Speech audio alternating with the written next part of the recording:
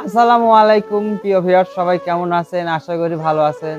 তো আজকে কথা হলো দুবাই এবং ইন্ডিয়া, তারপর হচ্ছে বাংলাদেশ, তিন দেশের কথা নিয়ে কথা বলবো।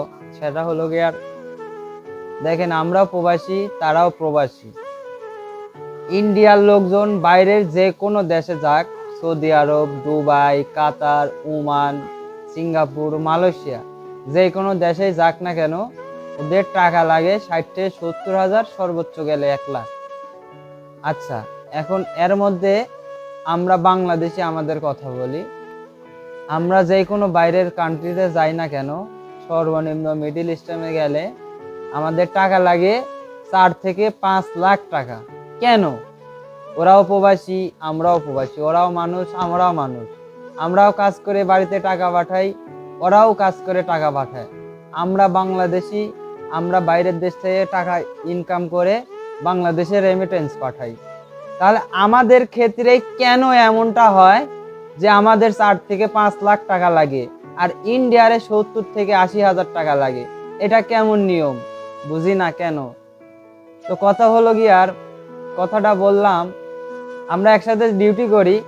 তো ইন্ডিয়া আছে, বাংলাদেশে আছে, নেপালে আছে, পাকিস্তানে আছে, অনেকগুলা লোক আছে।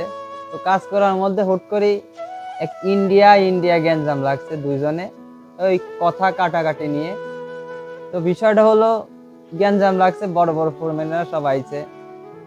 তো পরে সবকিছু মীমাংসা করে দিছে। তো আমি ওই যে ইন্ডিয়ার যে গ্যাঞ্জাম লাগছে সেই ইন্ডিয়ার সাথে কথা বললাম, ভাই তোমরা গ্যাঞ্জাম করো, তোমাদের বাড়িতে পাঠিয়ে দিলে কি করবা? বলে আমাদের কোনো সমস্যা নাই, আমরা গ্যাঞ্জাম করবো, আমাদের সাথে গ্যাঞ্জাম করলে আমাদের কোনো যায় আসে না, বাইট পাঠায় দিবি দিবি, সমস্যা নাই, কোনো সমস্যা নাই। কেন এই কথা বলতেছো? বাইট পাঠালে সমস্যা হবে না? এত টাকা খরচ করে আইছো বিদেশে। তো বলে না, আমাদের কোনো সমস্যা নাই, আমার 60 থেকে 70 হাজার টাকা লাগে বিদেশ আসতে। আর তোমরা বাংলাদেশি, তোমাদের সমস্যা হবে। আমরা যদি বাড়িতে ঘুরে যাই, আমাদের 4 থেকে 5 লাখ টাকা লাগে। আর এই টাকা শোধ করতে কমসে কম 1.5 থেকে 2 বছর লাগে।